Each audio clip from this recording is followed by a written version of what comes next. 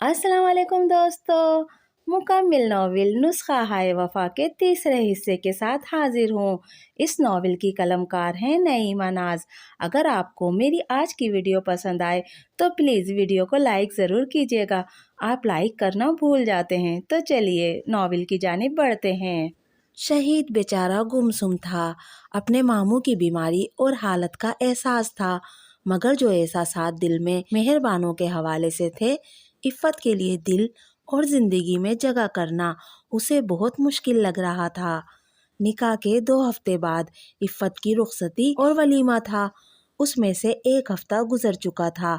अब फ़कत 1 हफ्ता बचा था उसे खुद को तैयार करने के लिए, पुराने ख्वाब आंखों से नोच कर फेंकने को और नई हस्ती के लिए जगह बनाने को। ये सब इतना आसान नहीं था। बार बार मेहरबानों का ख्याल आता और वो नर्म गोशा जो इफ़्फ़त के लिए दिल में बनाने की कोशिश कर रहा था, जहाँ का तहाँ रह जाता। अभी तक उसमें हिम्मत नहीं हुई थी कि वो अपनी हुमेरा फुप्पो के घर जाता और उनका और ख़ास तौर पर मेहरबानों का सामना करता। बचपन से लेकर आज तक कभी ऐसा नहीं हुआ कि वो मुसलसल 1 हफ्ता उस घर में ना गया हो। उसका तो 1 दिन का भी नागा नहीं होता था। अब दिल को ही हाथों में लेकर मसल कर फेंक दिया गया था तो सारी हिम्मत ही टूट गई। जुर्रत जवाब दे गई थी। खुद को हालात के धारे पे छोड़कर वो आप अपना तमाशा देख रहा था। इन्हें ऐसी कोई बीमारी नहीं है जो ख़तरनाक हो। इनका सबसे बड़ा मसला ये है कि इनके अंदर जीने की उमंग ख़त्म हो गई है। ये ऐसी किसी सरगर्मी में हिस्सा नहीं ले रहे जो ज़िंदगी को रवां दवां रखती है। इसमें खुराक भी शामिल है, जो सबसे अहम फैक्टर है। खुराक बहुत नाकिस और मामूली है, जिसकी मुतवातिर कमी से कमज़ोरी और नकाहत बढ़ती चली गई है। और सबसे अहम बात जो मैं पहले ही बता चुका हूँ, इनके अंदर जिंदा रहने का जज्बा दम तोड़ गया है। डॉक्टर ने रिपोर्ट्स आने और शहीद अहमद का अच्छी तरह मुआयना करने के बाद आतिफ को तफसील से उनकी केस हिस्ट्री समझाई। फिर मजीद बोले, इन्हें डॉक्टरी इलाज से ज़्यादा भरपूर खुराक, पूरी नींद, आसपास के लोगों का प्यार, हमदर्दी और साथ चाहिए। यूँ समझ लें इनका मसला जिस्मानी से ज़्यादा नफ्सियाती है। डॉक्टर की बात कुछ कुछ आतिफ की समझ में आ रही थी। और ये इतनी कमज़ोरी, ये ठीक से खुद उठ बैठ भी नहीं सकते, इसलिए कि ये खुद से कुछ करना ही नहीं चाहते। इन्होंने खुद को एक मुर्दे की तरह दूसरों के रहमो करम पे छोड़ा हुआ है और कमज़ोरी दूर हो सकती है। मुतवाज़न खुराक बाकायदगी के साथ दें, इंशाअल्लाह बेहतरी आएगी।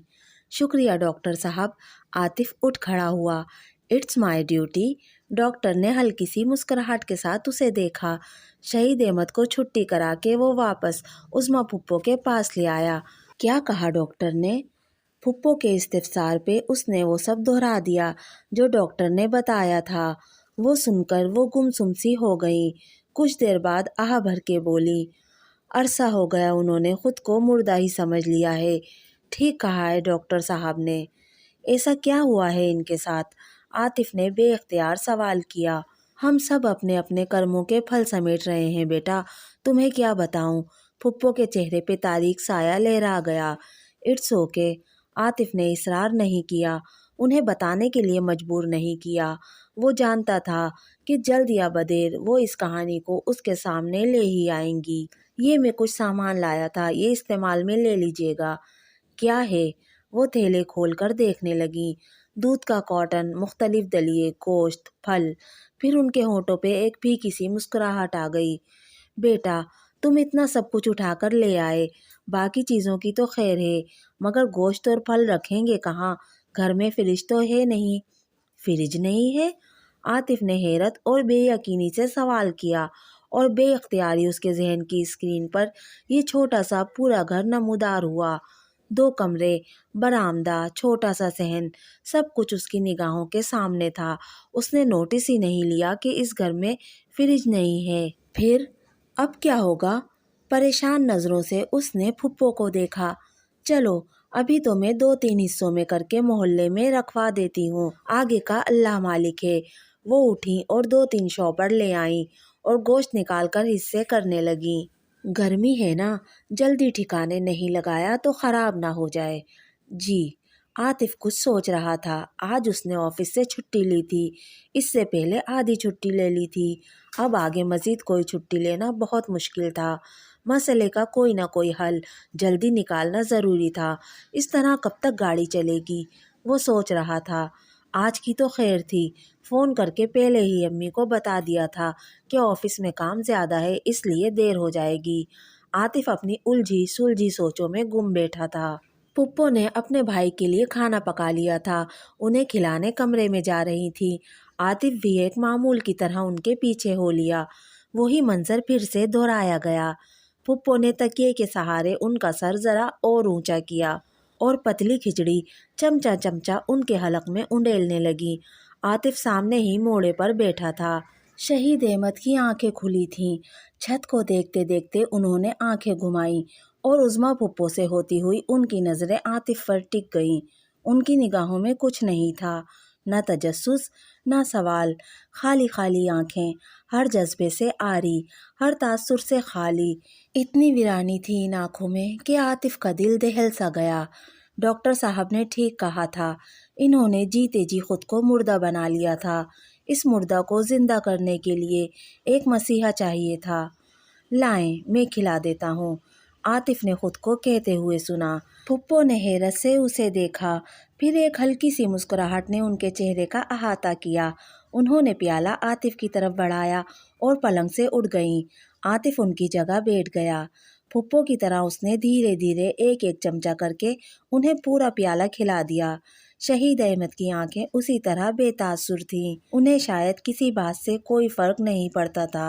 खाएं या न खाएं, बहन खिलाए, भांजी या कोई अजनबी, इस बात का इम्कान बहुत ही कम था कि उन्होंने आतिफ को पहचाना हो। बहन भांजी के अलावा हर शक्ल उनके लिए अजनबी ही थी शायद। आतिफ ने खाली प्याली और चमचा फुप्पो की तरफ बढ़ाया और बाप के गले से बंधा कपड़ा खोलकर उनका मुंह साफ किया और वो कपड़ा भी फुप्पो को दे दिया। गोगो कब तक आती है? बस अब आती ही होगी, छुट्टी का वक्त तो हो गया है, फुप्पो ने सोचते हुए जवाब दिया। आप कहें तो मैं चला जाऊं लेने के लिए। तुम? उनकी आंखों में चमक सी उभरी, फिर मासूम हो गई। रहने दो, ख्वामखा नाराज होगी, गुस्सा करेगी। वो सर झुकाए अब आलू छील रही थी। इतना गुस्सा क्यों आता है उसे? आतिफ के दिल में सवाल उभरा और फिर दिल में ही रह गया, जुबान तक नहीं आया। दिमाग समझ रहा था ये बात कि इतना गुस्सा क्यों आता है। जिस किस्म के हालात से वो गुजर रही थी और जिस तरह की ज़िंदगी गुजार रही थी, अगर ऐसे हालात और ऐसी ज़िंदगी से मेरा वास्ता पड़ता तो शायद मैं भी ऐसे ही चिड़चिड़ा और गुस्सावर हो जाता। आतिफ ने सोचते हुए आरजू के लिए अपने दिल में नरमी और हमदर्दी महसूस की। वो बरामदे में मोड़ा डालकर बैठा था। करीबी वो कोना था जिसे किचन का दर्जा दिया गया था। फुप्पो आटा गूंद रही थी। चूल्हे पर हंडिया चढ़ी हुई थी जिसकी खुशबू सारे घर में फैल रही थी। तभी तो जैसे ही आरजू घर के अंदर आई, एकदम ठिठक सी गई। कुर्सी पे बैठे आतिफ को नज़रअंदाज करके वो सीधी माँ से मुखातिब हुई। क्या पक रहा है? आलू गोश्त बना रही हूँ। मैंने सोचा आज ये भी खाना यहीं खा लेगा। बेटी के सख्त लहजे और घूरती निगाहों को नज़रअंदाज करके वो रसान से बोलती रहीं और हंडिया भूनती रहीं। गोश्त कहाँ से आया और ये? उसकी नज़र उस सामान पे पड़ी जो आतिफ लाया था। उज़्मा फुप्पो ने मदद तलब नज़रों से आतिफ को देखा, जैसे कह रही हूँ अब तुम भी कुछ तो बोलो। ये सामान मैं लाया था। आतिफ ने फुप्पो की इल्तिजाइया नज़रों को मायूस नहीं किया। क्यों? कड़े तेवर, कड़ा लहजा। मुझे लगा कि आप तीनों को इसकी ज़रूरत है। आतिफ ने सोचकर जवाब दिया। तुम्हारे लाए हुए सामान की ज़रूरत सिर्फ मामू को है और हक भी उन्हीं का है। हम माँ बेटी पर अपनी मेहरबानियाँ ज़ाया ना करो। आखिर में उसका लहजा ज़रा धीमा पड़ गया। थकी थकी सी वो कूलर के पास जाकर गिलास में पानी निकालने लगी। गर्मी बला की पड़ रही थी। वो पीढ़ी पर बैठकर घूंट घूंट पानी पीने लगी। आतिफ उसकी बात का जवाब देने की बजाय उसे देख रहा था। आरजू ने पानी पीकर गिलास वापस रखा तो बोला, एक गिलास और पी लो, तुम्हारे मिजाज की गर्मी को ठंडे पानी की सख्त ज़रूरत है। आतिफ ने बिल्कुल संजीदगी से मशवरा दिया था। मैं पागल नहीं हूँ। आरजू ने बैठे बैठे आतिफ की तरफ नज़र उठाई। लहजा खिलाफ तवक्को धीमा था। बहुत तल्ख हो। जिंदगी की कड़वाहट जुबान में उतर आई है। आरजू का बदन और दिल दोनों बुरी तरह दुखे हुए थे। फैक्ट्री में जहाँ वो काम करती थी, बंदा मजदूर के औकात बहुत तल्ख थे और बंदा मजदूर की अपनी औकात कुछ नहीं थी। मामूली मामूली बातों पे तनख्वाह में से कटौतियाँ हो जाती थीं। सुबह 5 मिनट भी देर से पहुँचो तो लेट लग जाती थी। ऐसी ही 2-4 मिनट की 3 बार लेट पर उसकी पूरे एक दिन की उजरत काट ली गई थी। आरजू को इसका बड़ा गम था। जिंदगी की तलखियों में और जुबान में थोड़ी सी कड़वाहट और घुल गई थी। यही कड़वाहट लिए घर वापस आई तो आतिफ से सामना हो गया। वो बेचारा अच्छे दिल का था। आरजू को बाद में अफसोस भी होता था। बुरी तो वो भी नहीं थी, बस हालात बुरे थे जिन्होंने इंसानों को भी बुरा बना दिया था। खाना तैयार था। आरजू ने ड्राइंग रूम में ही छोटा सा दस्तरखान लगा दिया था। आलू गोश्त का सालन, चपातियाँ। आतिफ ने बहुत अरसे बाद माँ के अलावा किसी और के हाथों का जायका चखा था। होटलिंग का शौक नहीं था। पहले हालात की इजाज़त नहीं थी, फिर अम्मी की वजह से कि वो बड़ी मेहनत और चाहत से उसके लिए खाना तैयार करती थी। अब कभी कभार दोस्तों के साथ आउटिंग का प्रोग्राम बन जाता था, मगर अपने घर के अलावा किसी और घर का जायका चखने का मौका शाज़ो नादिर ही मिलता था। शोरबे में आलू तोड़ते हुए वो सोच रहा था कि बहुत सारी तब्दीलियाँ अब नागुज़ीर हैं। रात को घर पहुंचा तो अम्मी हस्बे मामूल उसके इंतज़ार में जाग रही थी। आजकल बहुत देर से आ रहे हो बेटा। अम्मी का लहजा सादा सा था। काम बहुत ज़्यादा है आजकल, इसलिए। आतिफ ने उनकी तरफ देखे बगैर चोर लहजे में जवाब दिया। खाना लगा रही हूँ मैं, फ्रेश होकर आ जाओ। वो किचन में चली गई। आतिफ को पहले ही से मालूम था कि घर आकर इसी सूरत हाल से वास्ता पड़ेगा, इसलिए उसने उज़्मा पुप्पो के यहाँ आधा पेट खाना खाया था। वो उनका मान नहीं तोड़ना चाहता था और घर पे माँ का साथ देना भी ज़रूरी था। जब तक वो घर नहीं आ जाता था, वो भूखी बैठी रहती थी उसके इंतज़ार में, खाना नहीं खाती थी। नहा धोकर कपड़े तब्दील करके वो खाने की मेज़ पे आ गया। आज अम्मी ने माश की फरेरी दाल के साथ कबाब तले थे। उसकी पसंदीदा अनारदाने की चटनी भी थी। वो ज़्यादातर आतिफ की पसंद के ही खाने बनाती थी ताकि वो शौक और रग़बत से खा ले। मगर पिछले 1 हफ्ते से वो देख रही थी कि आतिफ की खुराक कुछ कम हो गई है और सोचना ज़्यादा हो गया है। आज भी खाने के दौरान वो खाना कम खा रहा था और खामोश ज़्यादा था। क्या बात है, आजकल तुम बड़े चुप चुप और ख्यालात में गुम रहने लगे हो। अम्मी के अचानक बोलने पर वो एकदम उछल ही पड़ा। दिल में चोर था, इसीलिए बोलते हुए जुबान लड़खड़ा गई। वो दरअसल काम का प्रेशर बहुत है आज। नए बॉस आए हैं, सख्ती बहुत की हुई है, तो बस दिमाग वहीं उलझा रहता है। आतिफ को बिलाखिर बहाना सूझ ही गया। अच्छा चलो खैर है, तुम इतनी टेंशन मत लो। काम की फिक्र को सर पे सवार मत करो। देखो तो कैसा ज़रा सा चेहरा निकल आया है हफ्ते 10 दिन में। अम्मी का लहजा ममता और शफकत से भरा हुआ था। जी। आतिफ ने पानी का गिलास मुंह से लगाया। खाना तो ठीक से खाओ। खा लिया अम्मी, देर हो जाती है तो ज़्यादा खाया नहीं जाता। हाँ ये तो है। अम्मी ने इस बात में सर हिलाया। मुझे देर हो जाया करे तो आप मेरा इंतज़ार ना किया करें, खाना खा लिया करें। मेरी वजह से आप भूखी बैठी रहती हैं, देर से खाती हैं। मेरे साथ तो 2-4 निवाले खाकर उठ जाती हैं। अच्छा ही नहीं लगता अकेले खाना। तुम्हारे बचपन से आदत पड़ी हुई है। तुम्हारे बगैर ना निवाला तोड़ा जाता है, ना हलक से नीचे उतरता है। अम्मी उसे देखकर मुस्कुराईं। जी। आतिफ ने कहा और खड़ा हो गया। बर्तन उठाकर किचन में रखे। वापस आया तो अम्मी बदस्तूर वहीं बैठी थी। आतिफ, ज़रा यहाँ बैठो, मुझे एक ज़रूरी बात कहनी थी तुमसे। जी। उनके इंतहाई संजीदा लहजे पे आतिफ कुछ खटक गया। फिरोज़ा आई थी आज। वो जो रिश्ता बताया था ना मैंने तुम्हें, जिसे मैं देख कर आई थी, मुझे तो बहुत पसंद आई, लड़की भी घराना भी। फिरोज़ा से मैंने तस्वीर मंगवाई थी तुम्हें दिखाने के लिए। तुम कहो तो इन लोगों को घर बुला लूं तुमसे मिलने के लिए। अम्मी बोलती जा रही थी और न जाने क्यों उसका दिल जैसे डूबता जा रहा था। 1 मिनट ठहरो। अम्मी उसे वहीं अपने खदशात और ख्यालात में गलता छोड़कर उठकर अपने कमरे में गईं। वापस आईं तो उनके हाथ में एक लिफाफा था। ये देख लो। انہوں نے لفافے سے تصویر نکال کر عاطف کی طرف بڑھائی۔ عاطف نے ایک گہری سانس لے کر تصویر کی طرف دیکھا۔ اچھی ہے نا؟ امی کے لہجے میں بچوں جیسا اشتیاق تھا۔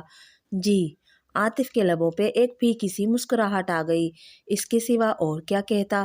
تصویر میں موجود لڑکی واقعی بہت اچھی، بہت پیاری سی تھی، کم عمر، نازک اور بھولی بھالی سی۔ تمہارے ساتھ جوڑی خوب جچے گی، ہے نا؟ امی نے تصویر کو واپس لفافے میں ڈالتے ہوئے کہا۔ جی۔ عاطف کے پاس کوئی وجہ نہیں تھی کہ امی کی بات سے اختلاف کرتا، اور پھر ان کے چہرے پہ پھیلے شوق اور خوشی کے تاثرات، عاطف چاہ کر بھی ان تاثرات کو، ان جذبات کو مٹا نہیں سکتا تھا ان کے چہرے سے۔ پھر اس اتوار کو بلا لوں؟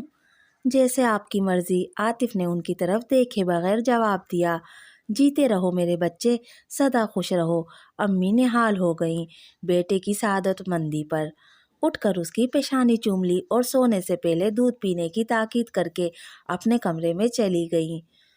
ایمرجنسی کی شادی تھی، مگر خوب انتظام کیا تھا غیور احمد نے۔ آخر پیسہ جمع کس لیے کیا تھا؟ 2 ہی بچے تھے، بیٹے کا ولیمہ شاندار تھا۔ اسی دن عظمیٰ کا نکاح ارسلان سے ہو گیا۔ حمیرہ نے 6 ماہ کا وقت غنیمت جانا تھا۔ انہیں مہربانوں کے لیے ایسا رشتہ، ایسا بر تلاش کرنا تھا کہ جو شہید احمد کو بھی مات کر دے، سمینہ کو چاروں شانے چت کر دے، اس کے سینے پہ سانپ لوٹ جائیں اور وہ جل جل مرے۔ حمیرہ اپنے خیالات کے ساتھ اپنی مہم میں مصروف ہو گئیں۔ وچولن کی ہتھیلی پہ ایک خطیر رقم ایڈوانس میں رکھ کر انہوں نے اپنی مہم اس کے سپرد کر دی۔ شہید احمد کی زندگی میں عفت داخل ہو گئی۔ بڑے سبھاؤ سے دھیرے دھیرے بولنے والی عفت، سجل رنگ و روپ کی مالک تھی۔ شہید احمد کا دل مہربانوں میں نہ اٹکا ہوتا تو وہ ایسی خوبصورت دلہن کو پا کر اپنی قسمت پہ ناز کرتا۔ اور واقعہ یہ ہے کہ شہید احمد سب کچھ بھول کر اپنی نئی زندگی کو ایمانداری سے شروع کرنے کی نیت رکھتا تھا، اور عفت کو پا کر وہ اپنی قسمت پہ ناز ہی کر لیتا۔ مگر مہربانوں کی آنسو بھری شکوہ کناں آنکھیں اس کی آنکھوں میں عفت کو بسنے نہیں دے رہی تھیں۔ مہربانوں کے بزدلی اور وعدے بھولنے کے طعنے عفت کی طرف مائل ہونے میں مانے تھے۔ بحیثیت ایک شوہر، فطرت نے اسے اپنی بیوی کے قریب کر دیا تھا، مگر اس کا دل اس سے ہنوز دور تھا۔ شہید احمد کے چاہنے اور کوشش کرنے کے باوجود بھی عفت کو اپنے دل کے قریب نہیں کر پا رہا تھا۔ مہربانوں کا وجود بار بار آڑے آ رہا تھا۔ مہربانوں کی کہیں اور شادی ہو جائے تو اس کے شکوے شکایات ختم ہو جائیں اور میرا احساس جرم بھی۔ شہید احمد یہی سوچ کر دل کو تسلی دے رہا تھا۔ سمینہ بیگم اپنی نئی نویلی بہو کے چاؤ چوچلوں میں مگن رہتی، اور ساتھ ساتھ عظمیٰ کے جہیز کی تیاریاں بھی ہو رہی تھیں۔ عظمیٰ کے پاؤں مسرت کے مارے زمین پر نہیں ٹک رہے تھے، وہ ہواؤں میں اڑ رہی تھی۔ اپنی نئی بھابھی سے اسے کوئی خاص پرخاش نہیں تھی۔ ہاں، پہلے اس کا دل بہت وسوسوں اور اندیشوں کا شکار تھا، بہت سہم گیا تھا کہ حمیرہ پھپھو کا بے بانگ دہل اعلان، ایک دوں گی ایک لوں گی، پر ماں کے فیصلے نے پانی پھیر دیا تھا۔ اب وہ اپنے اعلان کے آدھے حصے پہ عمل درآمد کریں یا نہ کریں، مگر حمیرہ پھپھو اس پہ مہربان تھیں، اور قدرت بھی۔ تبھی تو اس کا سنجوگ ارسلان کے ساتھ ممکن ہوا۔ جہیز کے لیے ایک ایک رنگ، ایک ایک شے وہی خرید رہی تھی جو ارسلان کی پسند، جو عظمیٰ پر یوں جچتے اور یوں سجتے کہ دیکھنے والا نگاہیں ہٹانا بھول جائے۔ ان کی دلی خواہش تھی کہ ارسلان کی نظریں کبھی اس پر سے نہ ہٹیں، اور نہ ہی دل۔ مہربانوں کی قسمت زوروں پر تھی، یا پھر حمیرہ کے جتن اور وچولن کی بھاگ دوڑ کام میں آئی کہ اس کا ایسا رشتہ آیا کہ حمیرہ کا دل باغ باغ ہو گیا۔ اس لیے کم کہ بیٹی کا روشن، سنہرا اور خوشیوں بھرا مستقبل سامنے نظر آ رہا تھا، زیادہ اس لیے کہ سمینہ کو جلانے اور تپانے کا ایک انتہائی شاندار موقع اللہ انہیں دے رہا تھا۔ ان کی خواہش کے عین مطابق مہربانوں کا ایسا رشتہ ملا تھا کہ حاسدوں کے سینوں پہ سانپ لوٹ جاتے تھے، اور ان کی نگاہ میں بھاوج سے بڑا حاسد اور کون تھا بھلا؟ بھاوج کا بھی اپنی نند کے بارے میں حسن زن یہی تھا، تبھی دونوں کے درمیان تناؤ اور کشیدگی ہمیشہ برقرار ہی رہی۔ ختم اور کم ہونے کا تو سوال ہی پیدا نہیں ہوتا تھا۔ مہربانوں کے لیے معیز عالم کا جو رشتہ آیا تھا وہ فوراً سے بیشتر انہوں نے اوکے کر دیا۔ لڑکا دکھانے کے لیے اپنے بھائی کو ساتھ لے جانا تھا، سو غیور احمد کے گھر گئیں۔ وہاں بیٹھ کر بات کرتے ہوئے ان کا ٹھسا اور شان ہی کچھ اور تھے۔ کیا بتاؤں بھائی صاحب، ہماری بیٹی کے تو سمجھو بھاگ کھل گئے۔ ایسا رشتہ تو خواب میں بھی نہیں سوچا تھا میں نے۔ بس 2 ماں بیٹا ہیں، اتنا بڑا بنگلہ، نوکر چاکر، اپنا کاروبار، لڑکے کو پہلی ہی بار ساتھ لائیں۔ ایسا گھبرو جوان، آپ کا بھی دل خوش ہو جائے گا دیکھ کر۔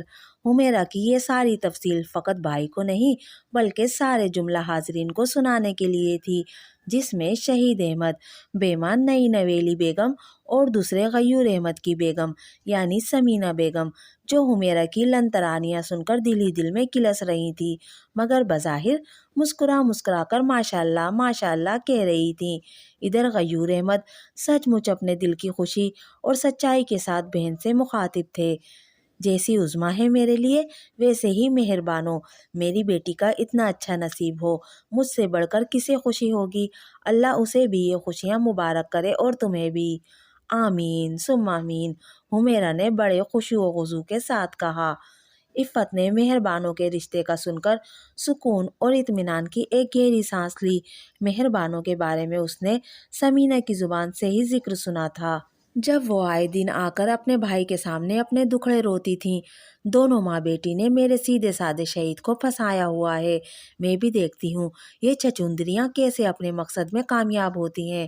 اپنے بیٹے کے لیے تو میں اسی گھر سے دلہن لے کر جاؤں گی۔ اور جب عفت اس گھر میں دلہن بن کر آئی تو دل امنگوں، آرزوؤں اور خوابوں سے کم، مختلف اوہام اور خدشات سے زیادہ بھرا ہوا تھا۔ دوستو، یہ تھا مکمل ناول نسخہ ہائے وفا کا تیسرا حصہ۔ آپ کو میری آج کی ویڈیو کیسی لگی مجھے کمنٹ کر کے ضرور بتائیے گا۔ اگر ویڈیو پسند آئی تو پلیز میرے چینل کو سبسکرائب کیجیے، میری ویڈیو کو لائک تو ضرور کیجیے گا۔ ملتے ہیں اگلی ویڈیو میں، تب تک کے لیے اللہ حافظ۔